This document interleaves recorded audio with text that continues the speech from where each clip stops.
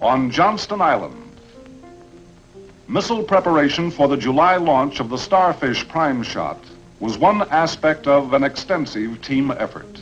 On July 9, 1962, the United States conducted a high-altitude nuclear test known as Starfish Prime, detonating a 1.4 megaton thermonuclear warhead at an altitude of 250 miles, 400 kilometers, above the Pacific Ocean. This test, part of the broader Operation Fishbowl series, was intended to study the effects of nuclear weapons in the upper atmosphere and space environment. However, the results of Starfish Prime would prove to be far more dramatic and long-lasting than anyone had anticipated. The origins of Starfish Prime can be traced back to the late 1950s, when the United States and Soviet Union were engaged in an intense space race and nuclear arms competition. In 1958, the U.S. conducted a series of high-altitude nuclear tests under the code name Operation Argus, which revealed unexpected phenomena like the creation of artificial radiation belts. These results raised many new questions that the military was eager to explore further. The impetus for Starfish Prime came in 1961, when the Soviet Union announced it would end a 3-year moratorium on nuclear testing. In response, the U.S. launched Operation Dominic, a series of 36 nuclear tests conducted in the Pacific Ocean in 1962, of which Starfish Prime was a part. The goal was to better understand the effects of nuclear weapons in the upper atmosphere and space, with potential military applications like the hardening of satellites against the electromagnetic pulse effects of a high-altitude detonation. The Starfish Prime test itself was not without its challenges.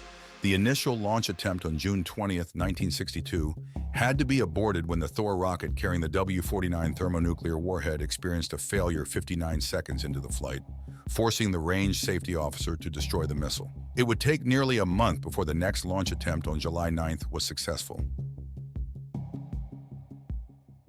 At 11 p.m. local time on July 8, 1962, the Starfish Prime test was detonated 250 miles above the Pacific Ocean, about 900 miles southwest of Hawaii. The explosion yielded approximately 1.4 megatons of TNT, making it the largest nuclear test ever conducted in space. The immediate effects of the Starfish Prime detonation were dramatic. As described by one eyewitness, Greg Spriggs, when that nuclear weapon went off, the whole sky lit up in every direction. It looked like noon. The blast created an artificial aurora that was visible as far away as New Zealand, with charged particles from the explosion colliding with the upper atmosphere and creating a colorful display. But the most significant impact was the powerful electromagnetic pulse, EMP, generated by the blast. This EMP washed over Hawaii, causing widespread electrical disruptions, blacking out streetlights, triggering an emergency siren, and knocking out several radio stations. The EMP also had a devastating effect on satellites in orbit, damaging or destroying several, including the newly launched Telstar 1, the world's first communications satellite.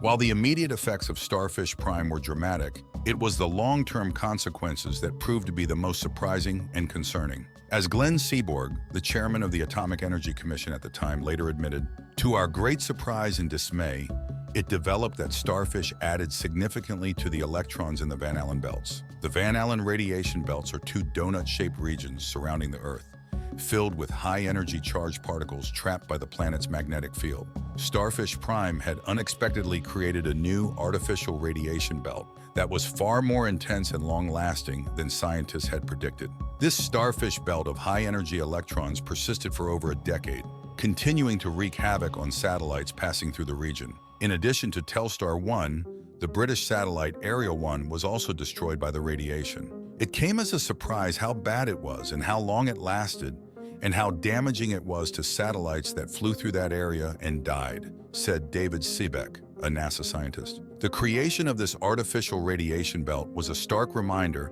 that the effects of nuclear weapons in the space environment were not fully understood. As James Clay Maltz, a professor of national security affairs, wrote, "Previous high-altitude nuclear tests were poorly instrumented and hastily executed. Despite thorough studies of the meager data, present models of these bursts are sketchy and tentative." The unintended consequences of Starfish Prime did not go unnoticed on the global stage. The test sparked outrage and protests, particularly in Britain, where citizens demonstrated outside the U.S. Embassy. There were also concerns that the radiation from the blast could have long-term effects on the environment and human health. In the aftermath of Starfish Prime and the continued nuclear testing by both the U.S. and Soviet Union, the two superpowers realized they had come dangerously close to the brink of nuclear war.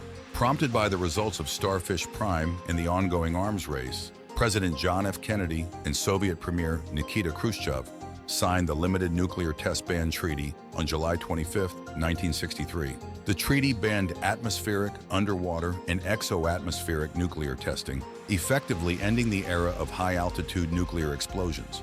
While the U.S. and Soviet Union would continue their space race and nuclear competition, the treaty significantly slowed the arms race between the two superpowers.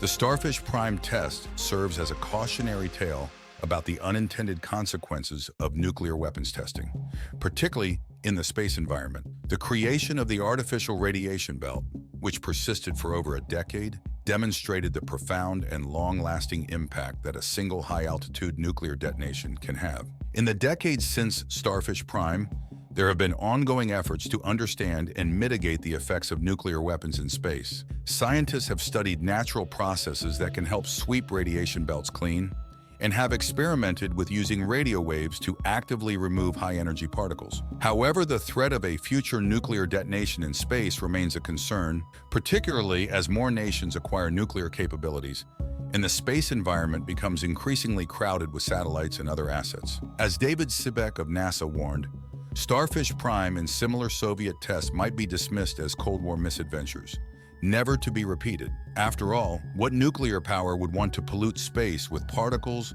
that could take out its own satellites, critical for communication, navigation, and surveillance? But military planners fear North Korea might be an exception. It has nuclear weapons, but not a single functioning satellite among the thousands now in orbit. They quietly refer to a surprise orbital blast as a potential Pearl Harbor of space. The legacy of Starfish Prime serves as a stark reminder of the unpredictable and potentially catastrophic consequences of nuclear weapons testing, even in the seemingly vast and empty expanse of space. As nations continue to expand their presence and capabilities in the space domain, the lessons of Starfish Prime will remain critically important for ensuring the responsible and peaceful use of this shared global commons.